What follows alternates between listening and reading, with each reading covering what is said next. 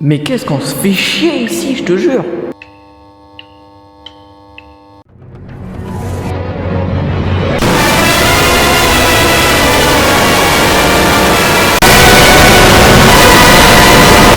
Eh bien, salut tout le monde, c'est le meilleur membre de cette chaîne, évidemment. Quoi, oui, je suis humble. Aujourd'hui, je vous propose une vidéo sur le top 9 des titans primordiaux par puissance, en expliquant leurs pouvoirs et leurs capacités. Si vous n'êtes pas à jour dans l'animé, je vous invite à quitter cette vidéo, bien évidemment. Si vous voulez pas vous faire spoil, hein, voilà, comme ça tout le monde est prévenu, j'ai pas de problème. Les scans ne seront pas pris en compte dans cette vidéo, sauf forcément pour le titan marteau d'armes et le titan originel. Si vous n'êtes pas à jour dans les scans, je vous invite à ne pas regarder ces parties. De toute façon, je vais vous l'indiquer et il y aura les timecodes et je vous dirai, regardez pas si vous êtes spoil, si vous voulez pas vous faire spoil. Donc on passe tout de suite à la vidéo.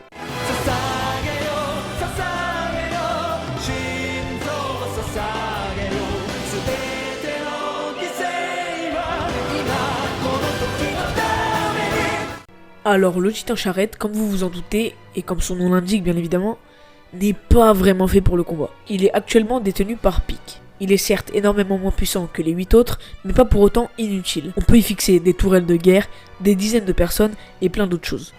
Ce titan est quadrupède, donc il se déplace à 4 pattes, il mesure 4 mètres de haut et a une mâchoire très allongée rappelant un museau.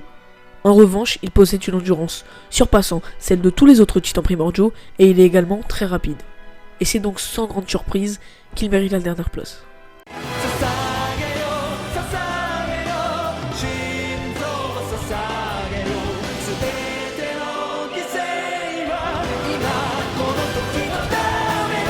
Le titan mâchoire ne devrait vraiment pas être sous-estimé. Évidemment, comme son nom l'indique, il possède une mâchoire surpassant celle de tous les autres titans primordiaux. Étant petit, il est très utile pour faire des assauts par surprise et également très rapide et agile. Il possède également de grandes griffes pour déchiqueter ses proies et ses ennemis. Alors pour quand même éviter de spoil pour rien, je vais dire qui le possède actuellement dans l'animé, donc dans la saison 4. Il est possédé par Porco Galliard, il mesure 5 mètres, il a de très longs cheveux et son visage laisse paraître une sorte de masque blanc greffé à sa peau. Et c'est donc sans grande surprise qu'il a la 8ème place.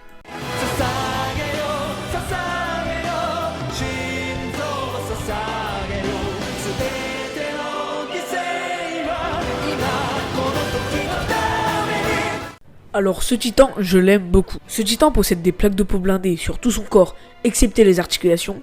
Pour bouger déjà, ça serait pas mal. Il est capable de détruire des murs, des portes, de par son revêtement et sa force d'impact. Il est également presque impossible pour lui de mourir car sa nuque est protégée par un revêtement. Son armure est capable de résister aux coups de canon.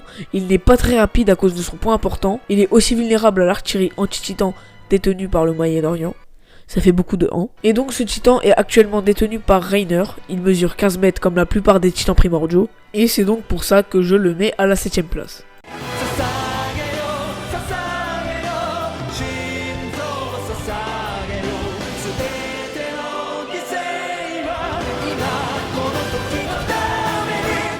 Alors ça peut vous surprendre, même moi ça me surprend, mais en fait ce titan n'est pas si puissant que ça. Pour moi je le mets au-dessus du titan cuirassé juste grâce à Sig qui le contrôle. Car forcément il peut créer et contrôler les titans grâce à son sang royal. Mais en revanche, si ce titan n'est pas détenu par quelqu'un de sang royal, il est déjà bien inférieur au cuirassé. J'ai été beaucoup déçu par ce titan car pour moi il n'était bon qu'à lancer des cailloux.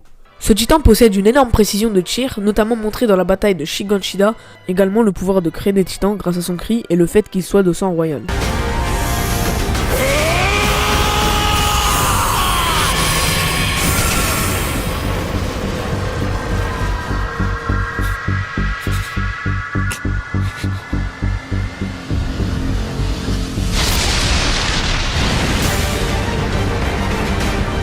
Ce qui est donc propre à sa version du titan bestial.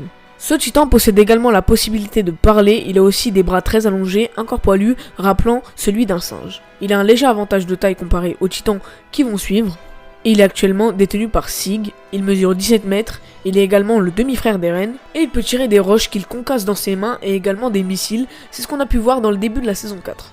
Et c'est donc pour ça qu'il mérite le top 6.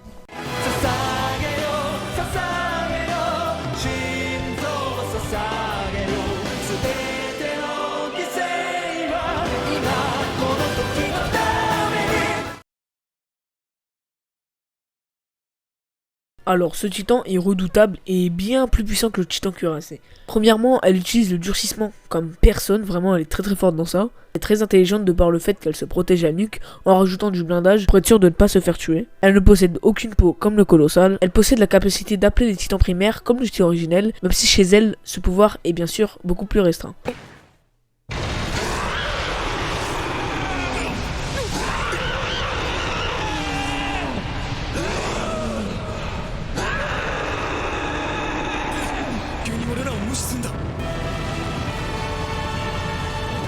Elle peut les attirer mais malheureusement pas les contrôler comme le fait Sig ou le titan originel. Elle est pas très rapide, pas très puissante, mais ses capacités de combat sont clairement les meilleures de tous les titans de ce manga, grâce à la maîtrise du combat d'Annie. Ce qui fait la force de ce titan, c'est le fait qu'il soit très polyvalent. Il est possédé par Annie Leonhardt, il mesure 14 mètres, soit 1 mètre de moins que la plupart des titans primordiaux. Et c'est donc pour ça qu'il mérite la 5ème place.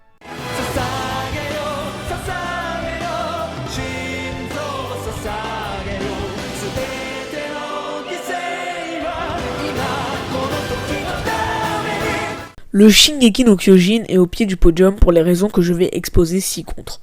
Ce titan détenu par le personnage principal de l'attaque des titans, donc Eren Yeager, ce titan est très agressif et rageux. Il est également motivé par le fait de protéger et délivrer le royaume d'Eldia et protéger les Eldiens. Il est d'apparence musclée avec d'assez longs cheveux noirs dépassant son menton avec des yeux verts lumineux. Des dents qui se poursuivent jusqu'à l'extérieur de sa bouche. Oui, je sais c'est chelou, mais bon, faut être habitué. La haine que Eren a pour les titans se fait au mieux ressentir quand il est sous cette forme. Il est rapide, puissant et très agile.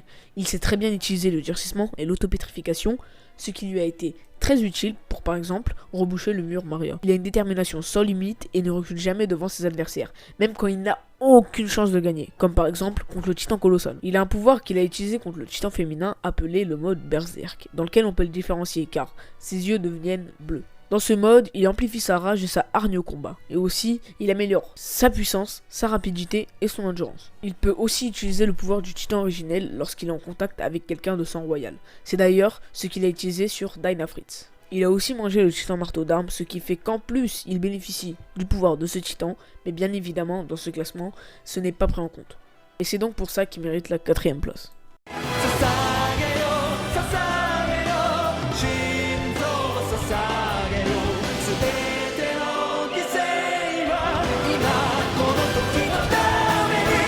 Alors, bon, au début de la vidéo, je disais qu'on le voyait dans les scans, mais bon, j'ai commencé le montage, on était épisode 2 de la saison 4, et je pensais pas prendre autant de temps. Du coup, si vous êtes à jour dans l'anime, c'est good, vous pouvez regarder. Ce titan est dans le podium car il est redoutable de par son marteau qu'il peut manier comme il le souhaite. Il utilise le durcissement pour donner n'importe quelle forme d'arme à son marteau, comme par exemple une arbalète. Ce titan se démarque des autres car son possesseur n'est pas dans sa nuque, mais relié par un fil au bout duquel le possesseur est dans un noyau de durcissement, comme l'a pu être Annie. Ce titan n'a quasiment pas de point faible, il est rapide, puissant, son possesseur se trouve pas dans sa nuque et il est intelligent. Ce titan est recouvert d'une peau blanche et son corps y est quasi recouvert, mais ça forme une sorte de grillage au début de son cou jusqu'à ses yeux. Il est tenu par Miss Tabor et maintenant Eren. Il mesure 15 mètres. Et c'est donc pour ça qu'il mérite la 3ème place.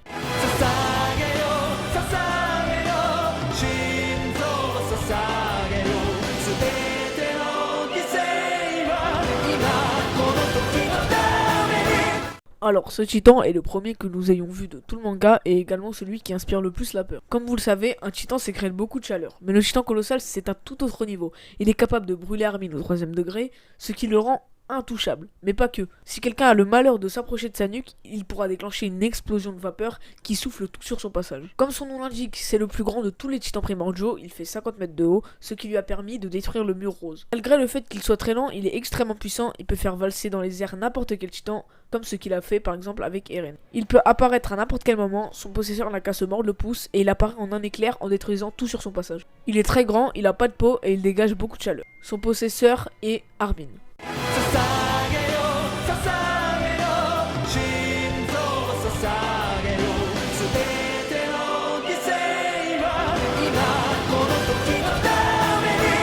Finalement, vous pouvez rester, c'est bon, y a pas de spoil, je viens de me rendre compte. Alors, ce titan, comme vous vous en doutez, est à la première place. Car lorsqu'il injecte son liquide cérébrospinal à ses sujets, il peut les transformer en titan juste en poussant un cri, comme le fait Sig.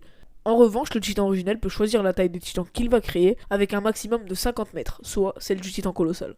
Elle en a créé des centaines qu'elle a bien sûr placées dans les murs. Grâce à son cri, elle peut diriger n'importe quel titan, leur donner n'importe quel ordre. Ce titan est tellement puissant qu'il est capable de mettre un terme à la vie de l'humanité, tout comme celle des titans, comme l'avait dit Rod Reiss. Elle peut également contrôler la mémoire des Eldiens à sa guise. Il n'est pas rapide, pas fort particulièrement, mais son pouvoir est totalement over-cheaté. Il était détenu par Ymir Fritz, puis Karl Fritz, qui l'a ensuite transmis à Uli Reiss, ensuite à Frida Reiss et maintenant Eren. En revanche, pour l'utiliser, vu qu'Eren n'est pas de sang royal, il doit être en contact avec quelqu'un qui en a, comme par exemple Dinah Fritz.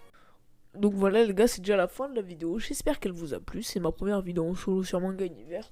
On est désolé si on n'est pas très actif en ce moment, c'est juste qu'avec les cours et nos chaînes perso, on n'a pas beaucoup de temps. Du coup, j'espère que ce top vous a plu. Si vous a plu, n'hésitez pas à liker. Oula, je frappe mon micro. Si vous a plu, n'hésitez pas à liker, commenter, partager, vous abonner. Si vous n'êtes pas d'accord aussi, n'hésitez pas à le dire en commentaire. Et sur ce, c'était Yomar de la chaîne Manga Univers. Et je vous dis ciao. Israël, sur la prod qui comme Israël, Fox est né comme Israël. Chaîne Laden dans le complot comme les Ben Laden, Chirac comme JB Ben Laden. Je les vois petits comme si j'étais sans pied. On veut les VVS sur les dentiers. À propos des sommes comme les banquiers, investisseurs, architectes et chefs de chantier.